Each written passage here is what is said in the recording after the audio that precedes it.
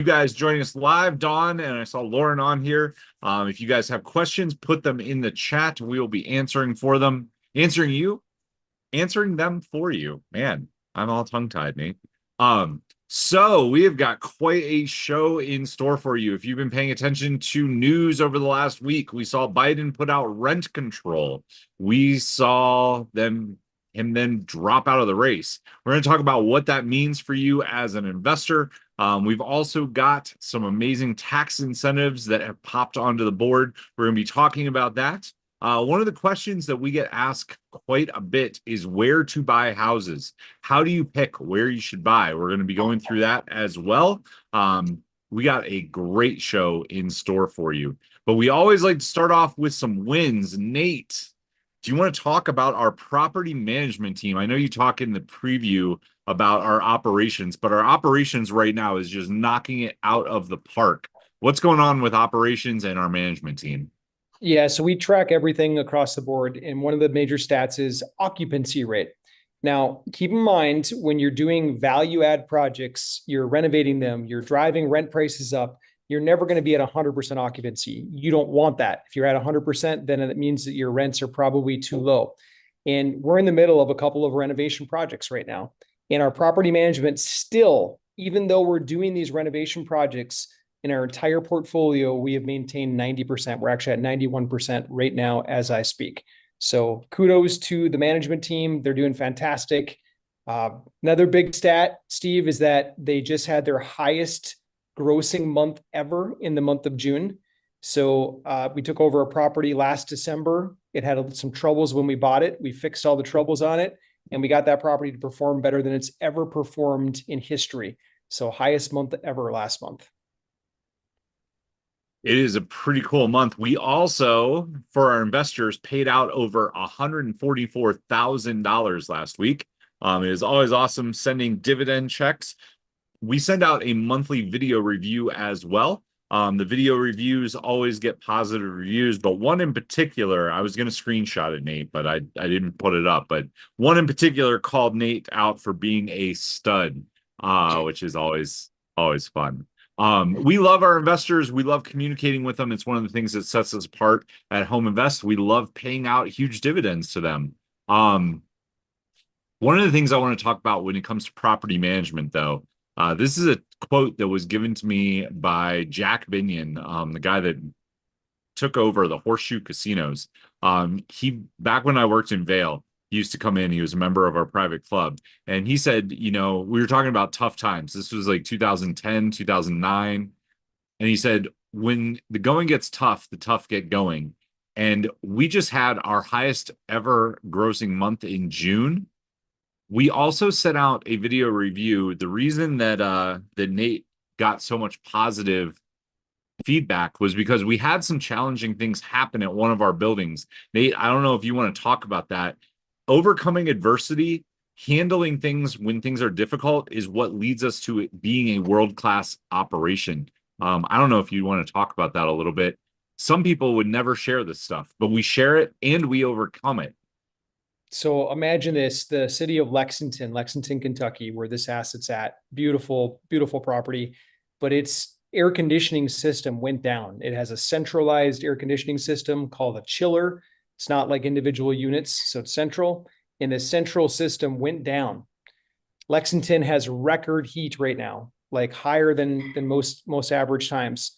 And so we had tenants calling, and so we needed to solve that. But then even bigger than that is that in the city of Lexington, if you do not provide air conditioning for more than 24 hours, when the heat hits this kind of level, they can actually condemn your entire building, just like that, force you to put everybody in hotels and all kinds of stuff.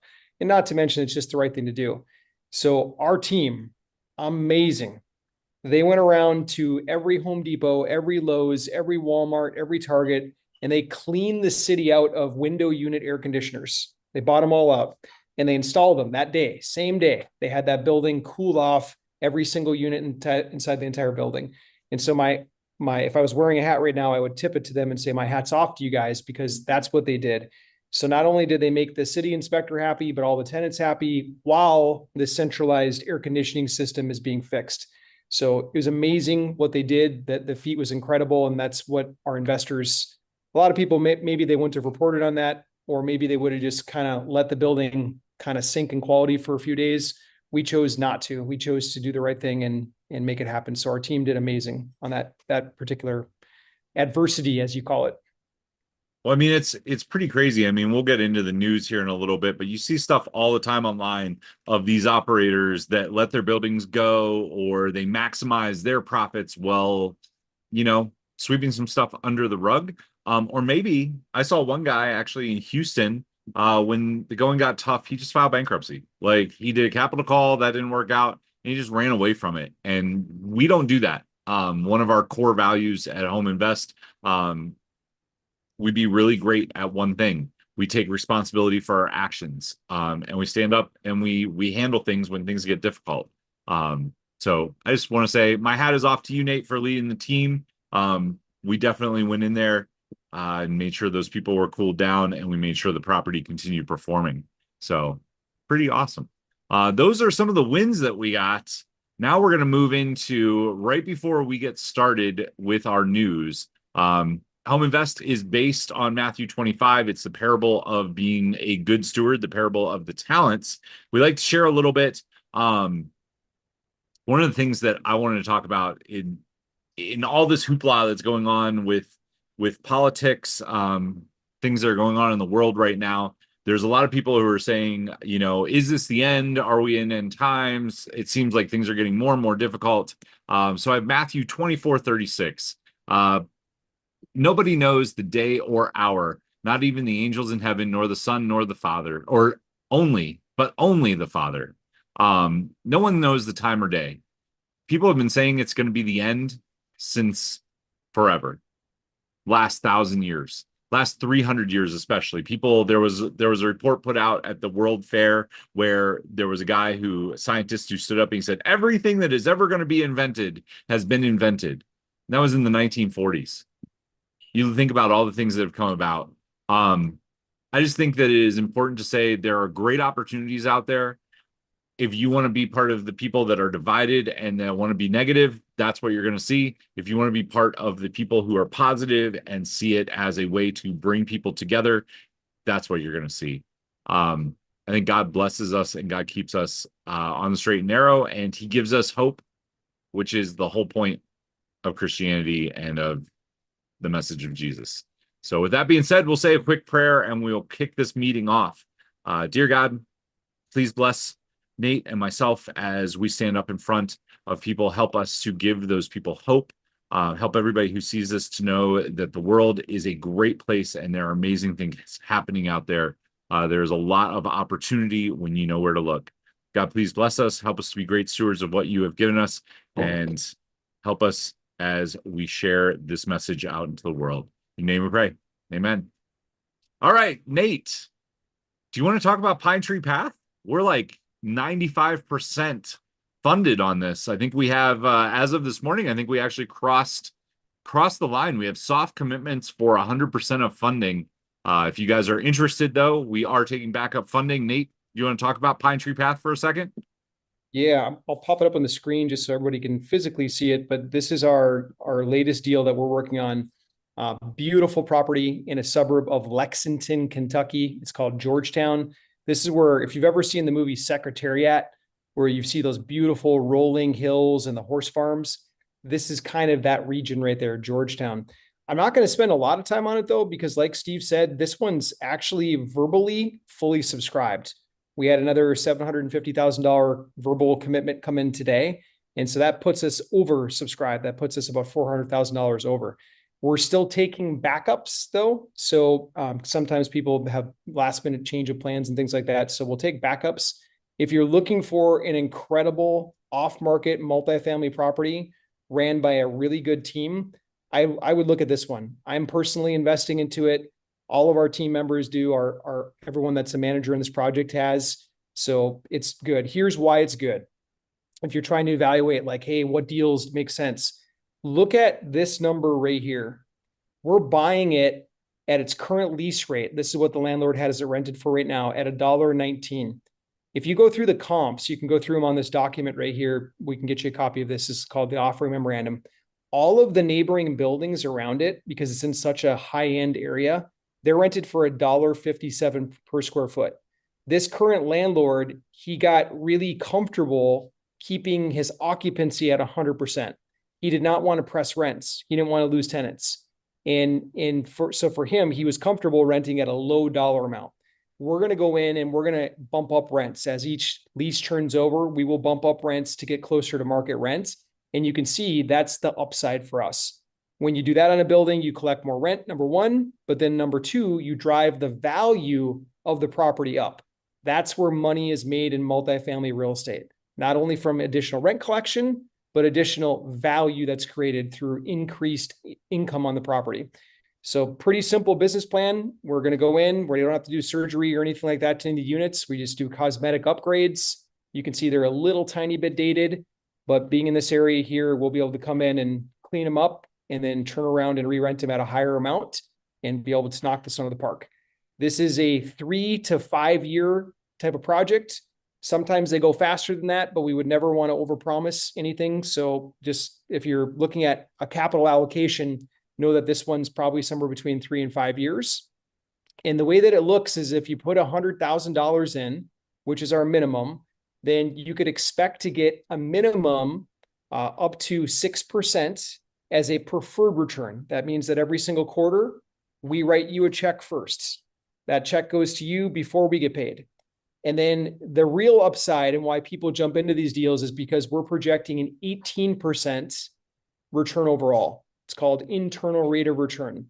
So if that sounds interesting to you to make around 18% on your money, then I would check this one out. All you got to do is use the link that's in the chat, or if you don't see the link because you're following us in one of our social platforms, just type the word book, BOOK, and we'll book a call for you. We'll send you a link. We'll message with you back and forth, and we'll get you a link so that you can jump on a 15-minute call with our team.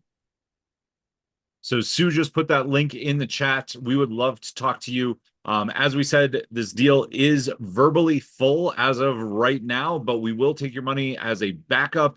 If somebody drops out, which usually there's 1 or 2 people that cycle out, we will plug you in, but this is probably going to be the last call for this one. We are going to be doing a insider's deal breakdown. If you want to see how we found the deal, how we negotiated the deal, and the nitty gritty of this deal, we're going to be doing that on Thursday. There are several links going out through email for that, but you can join us there, or you can just jump on a call with me or Sue. Sue put the link in the chat. If you're looking to roll over a 401k or an IRA, we can help you with that. 1031 exchange. We can talk about that as well. All of those things are open for this deal. We can see you over there. All right, Nate, let's go ahead and let's jump into the news. So the first one right out of the gate, this is a huge one. Nationwide rent control. What do you think about that?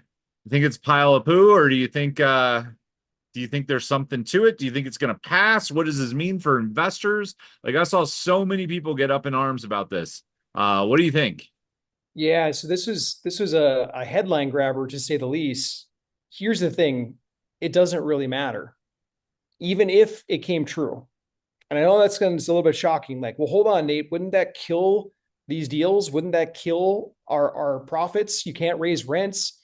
Well, if you actually get into the meat of what Biden said, first off, I don't think it's going to go anywhere. It'll get shot down by Congress. You're not going to, with a divided Senate and Congress, there's no way a nationwide rent control is going to pass. So that's first and foremost. But if it did, if you really read the nitty gritty, I think this is really just a headline grabber. It's one last ditch effort to maybe grab some additional votes heading into the election.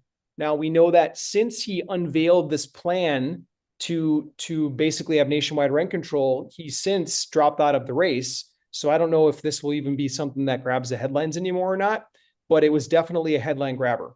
The thing is that if you really do the math, and I attempted to do this on a quick spreadsheet in advance of this, but I won't bore you guys with spreadsheet statistics, but just do the math on a 5% increase.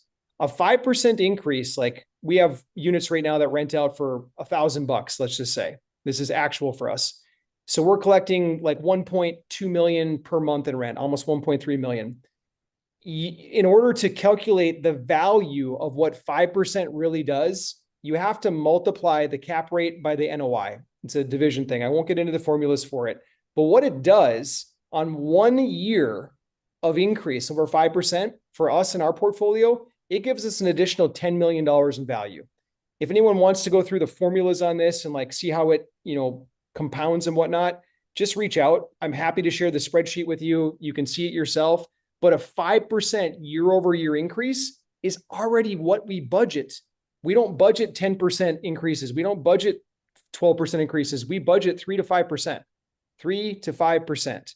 Sometimes in year one, we can get a better lift than that, but we're not looking for crazy lifts. So if Biden's plan did become real, nationwide rent control, 5% per year, we would become rich every single year. We would only get more wealthy every single year. So whether it came true or didn't, it doesn't matter. It was, in my opinion, it was a grab for headlines. Like, he's like, what can I do that will get everybody to rally behind me and shut down all the talk of anything, about me not being fit for office, any of those things. Let's take the biggest thing and just put it out in front. And it's like, I don't know, like, it is definitely a headline grabber. It got a lot of people talking because people don't want their rents raised. But then when they do the math, it's like, you're not even getting maybe you're getting more than 5% depending where you're at right now, like especially in the last 18 months, but you're not going to see that year over year. Definitely not. And I don't think it would ever pass. It will be interesting to see if it sticks. But the few investors that reached out, just having the conversation around like, what does a 5% increase actually mean? We will hit our revenue goals with that. Yeah. And this isn't the first time a politician has made big claims. In fact, this year alone, there has been 17 different rent control measures that they've tried to pass. Not nationwide. Biden's was the first nationwide one. But if you go through and look at the history on that, this happens all the time. Different municipalities, different cities, they're trying to do rent control on a lot of Airbnbs right now. 17 different times this year, rent control has been shot down in some sector of the country. But Biden's was the biggest because it was national. Like, we're going to do a nationwide rent control. That's why it got the headlines this round. Yeah. All right. So now that we talked about rent control, maybe we should talk about what is the most tax advantaged investment that you can make. We all believe that it's real estate. That's why we're here. But there was actually a really great article that came out. Nate, are you able to share that one, or should I pop it up? Yeah, I got it right here. So Scott Galloway just came through, and he basically points out in this article, we're happy to share the link if you want to see it, but he points out in this article that basically, if comparing any other investment vehicle that's out there, stocks, he goes through the tax advantages versus real estate, then he goes through gold, he goes through silver, and he comes to the conclusion on this that real estate is by far the best, primarily because of the tax advantages. Steve, you tell me how deep you want to go on this, but essentially what he describes is there's this thing called passive losses that you can get as a real estate investor. It's not an actual physical loss. You don't lose money investing into a property, but the IRS recognizes that when you invest money into a piece of real estate, you're creating jobs, you're creating housing, you're doing good things that they want in the economy. So therefore, they give you this big gift. I tell my 10-year-old son it's tax credit. It's not really a tax credit, but it's kind of treated that way in your taxes. When you get this passive loss, you get to take deductions that make it look like you made less income, so you have less income to pay taxes on. When you compound that, what this article is explaining is that the investment into real estate, it's way better. The second big thing that he goes through in this article is leverage. What leverage means is that you can actually get a loan against it. So in stocks, think about this. Can you go to your stockbroker and say, hey, I want to buy that stock of Apple, and I know it's like trading at 200 plus right now. I only want to put down $50 and I want you to cover the rest. Could you do that? The answer is no, you can't, because nobody wants to take a risky bet on a stock. But with real estate, you can do that all day long. You can put down 25%, and you can get almost any bank in the world that's going to step forward and say, hey, I'll give you some kind of loan on that. And so between the tax advantages and then the fact that you can get leverage, it becomes the best investment in the world. So thank you, Scott, for writing this in detail up. Yeah, I think it's a good reminder. I mean, Nate and I have been preaching about the tax advantages of real estate for a long, long time. Um, but it is really good to see somebody come out and lay it out in detail besides us. If you guys believe us, but you're like, hey, I want to hear from somebody else, now you have it. Diary of a CEO. Pretty cool that he took the time to break it down. And it is, I was on a podcast this morning, I was being interviewed, and they were like, how do you shorten the retirement curve? And it's through paying less in taxes. Right now, between 20 and 30% of most people's income goes to pay the tax bill. If you take that money and you can instead invest it in real estate, think about how fast that money would compound to lead to an early retirement. That's the difference right there. All right. Next up, housing costs doubles in some states, and the specific states that we're talking about are the swing states. This one's kind of interesting. This one's more of an interest article. I don't know what I think about this, Nate. I read it before we came on, and I was kind of going through it. Costs have gone up across the board, right? We've seen inflation. We know all about like what happened with COVID. That's what happens when you print a bunch of money and you put it into circulation. When you triple the amount of money in circulation, you're going to see inflation. You're going to see costs go up. But specifically, we have seen housing costs double in swing states. Do you want to pull this one up for us, Nate, and we can talk our way through it? Yeah, I got it right here. So this is the article. Fox Business published it. And they said that since 2020, basically since COVID, all of these housing prices have gone up double now. And then they specifically call out, Sue, you're going to love this. Arizona, number one on the list. Nevada, Wisconsin. We all love Wisconsin. We've got a lot of properties in Wisconsin. Michigan, Pennsylvania, Georgia, and North Carolina. Sue, give me the nod or the shake. Do you feel like housing prices have gone up by double since 2020?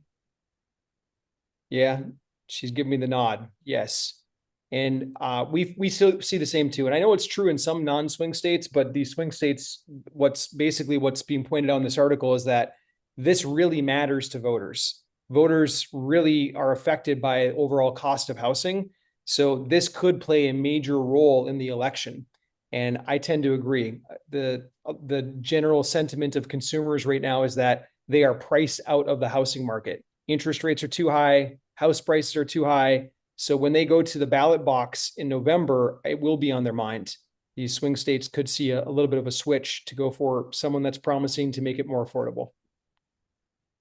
It's interesting, right? Do you think one of the questions I got actually having a conversation this weekend here in Tahoe was around, do you think housing would be more affordable under Trump or more affordable under Biden? This was before Biden withdrew. We were having a little bit of conversation around that. What do you think? Because Biden is constantly saying, like, I'm going to control rent prices. I'm gonna try to put government assistance out. Whereas Trump's answer is, I'm going to make the economy really good, where you're going to make enough money that you can afford rent. What do you think? Yeah, the thing with rent control or governments coming in and pinching a certain sector of the market is that those things tend to work short term, but long term they don't. It's just like the theory of tax the rich. Let's just add a tax for the rich. What happens? The rich people figure out a way to either not pay the tax or they move. What's happening to California right now? Gavin Newsom increased the taxes. He added an estate tax. He added a huge tax if you sell your house and it's worth more than $1 million. He also added a tax for people that have businesses that they sell.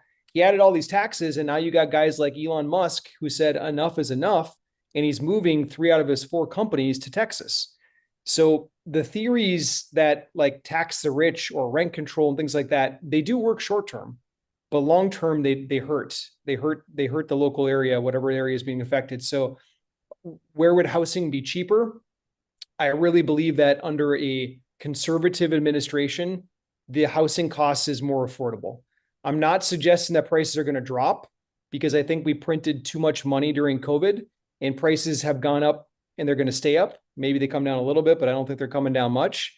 But income can start to rise when the economy is roaring and there's jobs that are abundant and companies are paying bonuses and they're creating new opportunity. then incomes rise. We haven't seen incomes rise in the last year. So I believe that under a conservative administration, it will be better for people. It'll be more affordable. Yeah, I think so too. But we will see how that plays out. So that kind of leads us into our last news story. What does Biden's withdrawal have to do with investors? How do you think this is going to invest us? Who do you think, or how do you think this is going to affect us as investors? Who do you think is going to take his place? How do you think this plays out long term? Yeah, I think it's pretty much sealed the victory for Donald Trump, who is a mega real estate investor and who has a lot of people in his administration, at least last time he was president, that are also in the real estate sector. So I think it benefits real estate investors by a lot. I mean, just alone, if you look at the Tax Cuts and Jobs Act, TCJA, if you want to do research on it, that Tax Cuts and Jobs Act 2 years ago, it saved me probably 250K that I would have paid in taxes, and it kept them in my bank account instead. And I don't know what this year is going to shake out because they're still finalizing the extent of my taxes, but that is set to expire at the end of, it's got 2 more years left. It kind of has a wind down period. If that expires, a lot of those tax perks go away. But if Donald Trump is back in office and not Joe Biden, I think all of those tax things are going to get extended, and they're maybe even made permanent for the rest of our lives. And if that happens, you are the cool kid if you're a real estate investor. I'll just say it that way. If you've never invested in real estate before, if you've never taken advantage of the Tax Cuts and Jobs Act, it is a gift from God from a tax mitigation perspective. Like I don't like to give so much money to the IRS. I don't think anyone really does, but particularly since they went crazy and started like doing some things in schools that I don't approve of and whatnot, I don't want to give anything to the IRS unless I have to. And the tax cuts from the Tax Cuts and Jobs Act are amazing. The other one to watch for is that Biden constantly talked about ending the 1031 exchange. It was one of his platform promises when he first ran to be president. He said, I'm going to end 1031 exchange. I'm going to end these loopholes for the rich. It never happened over the last 3.5 years. But if he were reelected, would it happen? I don't know. It was a platform agenda promise that he promised that he would get. So I don't want any more of that talk. I want the 1031 exchange. I want people to abundantly like run to invest in real estate. I want those things. So I think Biden dropping out of the race is only good for us as real estate investors. It's only going to serve us. Yeah, I mean, I'm going to be interested to see who the Democrats put up. I do think that it speaks well for Trump right now. We'll see where we are in a couple months, because their shot is going to be, they're going to have to pick. If I was in their shoes, I would pick somebody young and very progressive, which I don't like to see. I don't like to see immense polarization. I don't like to see division. But if they wanted to have any shot, they're going to have to be very polarizing in their pick. At least that's my thoughts. I guess we'll see as this plays out. They're signaling towards Kamala. I don't know if that's a head fake or if that's real though, because Kamala sat by Joe Biden's side the last 3.5 years, and everything that's bad in the economy that people are frustrated about, they can easily point at her and say, hey, you were there the whole time. So I don't know if it's a head fake or if it's reality, but that's who they're signaling towards. I don't either. I really don't like politics very much. I'm trying not to follow it, but it's, with all this stuff going on, we have to have some discussion around it. So that's going to lead us into, we're going to teach just a little bit. People ask us quite a bit. I've got this question. I actually got this question this morning on the podcast. How do you help somebody decide where to buy? Where do you pick an active syndication and where do you pick passive? If you're looking for passive investments. When I got started, I literally drew a small circle on a map that I could drive to within about 45 minutes. Nowadays, the world is your oyster. If you're picking syndications, if you're going out and you're looking for where do I invest passively, 3 things that we like to look for. We like to look for a community that is landlord friendly. So you can just Google landlord friendly states. There's about 14 of them out there. that's going to be the first thing that we look at. You want to make sure that you can pick good tenants, and that the laws favor landlords. That's number one. Number two is job growth. And number three is rent to income. If you're looking on the active side, Nate, what do we like to see on the active side when you're picking somewhere to invest? Yeah, most importantly is that you, as the owner of the building, can control the surroundings with tenants. If you are in a state that's like California, Oregon, we would call these non-landlord friendly, you don't really have control. The government is in supreme control of everything that you're doing. When we're talking about things like rent control or rules, regulations, permits, non-landlord friendly states, they're very brutal to operate in. So I want to have full control. States like Kentucky, states like Florida, states like Texas, those states tend to be more favorable towards landlords. So I would aim there. All right, guys. That is going to do our teaching segment. If you ever have questions about the stuff, you can definitely post in the Facebook group. Nate and I are active in there. We look around. We love to help you guys out however we can. We are going to do one last call on Pine Tree Path. Maybe we can talk about why Lexington, Georgetown, which is right outside one of the little suburbs of Lexington, why this is such a great place to pick as an investment. People ask us all the time why we moved into Kentucky and not Florida and not Texas.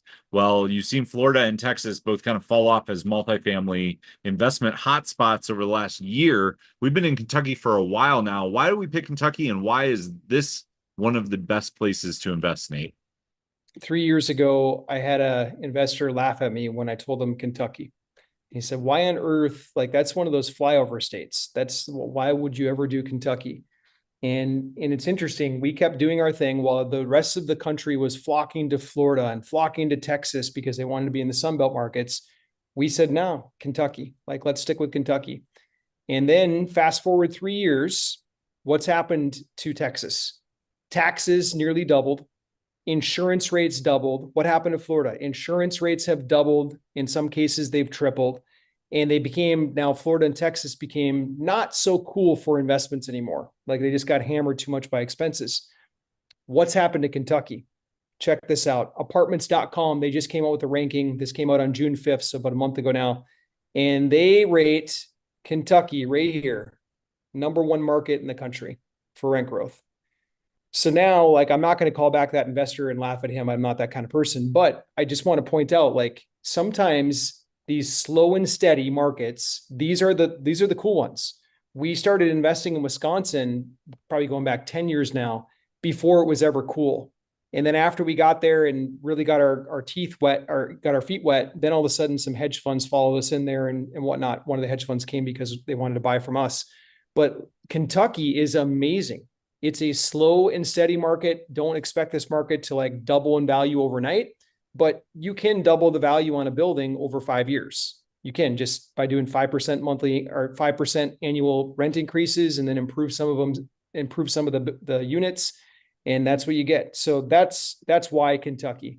Rent growth is slow and steady, but it's leading the country right now.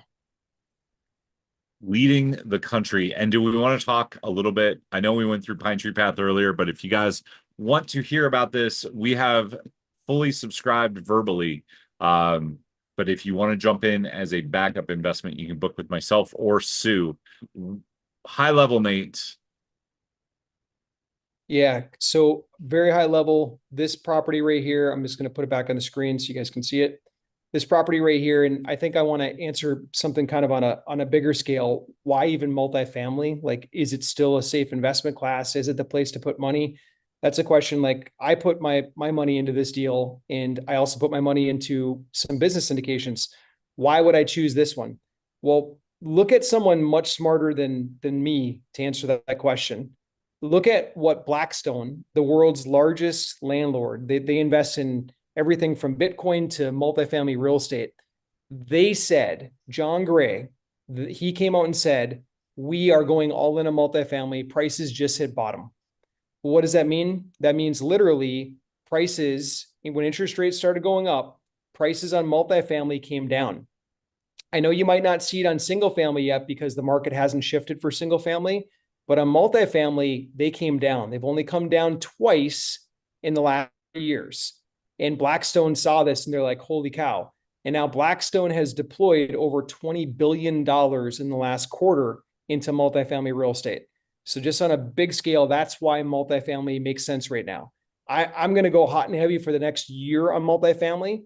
We'll probably back off when prices start to come back up. When I start to see prices hit this kind of range again, then we'll slow down on multifamily. But right now, when they're at bottom, we are going to buy as fast as we can. So from a high level, what we're doing is we're inviting investors like you to participate alongside of us. We got this thing at a 4% interest rate. You cannot do that. Like if someone out there can show me that they can replicate that, I'd love to see it. But because of what we've done in this marketplace and the relationships we built, we got a 4% interest rate loan, and that is a fixed long-term loan. This is amazing. The property's singing. We're expecting to get somewhere up to about an 18% internal rate of return. And every single quarter, we project that we can pay a 6% dividend. So you can get cash flow while you're letting the building appreciate. And then once we're done with the project, we'll turn around and we'll sell it or refinance it to get you your capital back. And you'll see a big windfall profit at that point. If you're interested in this, oh, sorry, go ahead, Steve.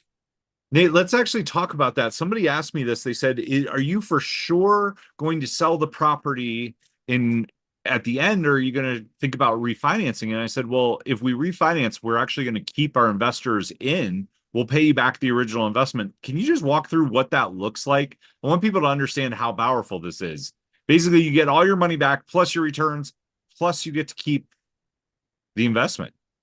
Yeah. So every asset that we buy, we look at it with a plan A, a plan B, and a plan C. So to describe each of them, it's like this. The easiest to communicate to people is that you were going to sell it, you'll get your money back, you'll get your profit, life goes forward. That's always like plan A on paper because it's easy to communicate and easy to understand. Less communicated, but what we really hope we can achieve is the refinance. What that means is that today we're buying it with a 4% interest rate loan. It's incredible. It's great, but we're going to go in and we're going to add value to the property. When we add value to the property by increasing rents, improving some of the units, et cetera, the value goes up. Now, what that positions us to do is to go to the bank in 5 years and say, hey, look, we bought this property at X. It's now worth Y because we doubled the rent collection during this time period. What would you give us for a loan? And if the bank says, you know what, I could give you a loan at a much higher value, I can give you more money.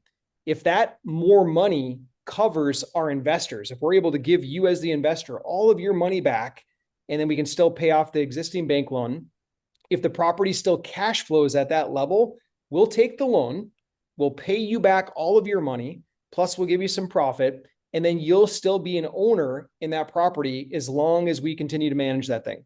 And at that point, since we're all cashed out, it could be forever. So this could be one of those investments that turns into an infinite return because you got all your money back and you still get dividends from this property forever. That is our first choice if the market allows it. The reason we don't broadcast it so much, though, is because some people, it's a little bit harder to understand. And then number two, no one knows where interest rates will be in 5 years. Will they be higher? Will they be lower? We don't know. If we can get a lower interest rate in 5 years and get you all your cash back, that is the best strategy under the sun to do. Yeah. I mean, that's where real wealth, that's like a bonus wealth strategy that not every deal affords. This one might. All right. If you guys want to book with us, iPhone, I see you say, can you please send the link? Yes, the link is in the chat. Sue, I'm going to repost it. If you'd like to book a call with myself or Sue, the link is in the chat. If you are watching us online, put the word book, B-O-O-K, in the chat or as a comment, and somebody on our team will reach out. We'll get you on a call with myself or Sue. We'd love to chat with you. Next week, I'm sure there are going to be a lot more developments going on with the news stories between who's going to pick up the Democratic nomination, what else is going to happen in multifamily. There is always stuff going on. Join us here on the show where we can help you be great stewards of what God has given you, following the Matthew 25 principle. That is going to be all for today's show. Thank you guys so much for tuning in, and we'll see you all next week here on the Opportunity Zone. Bye, guys. Bye, guys.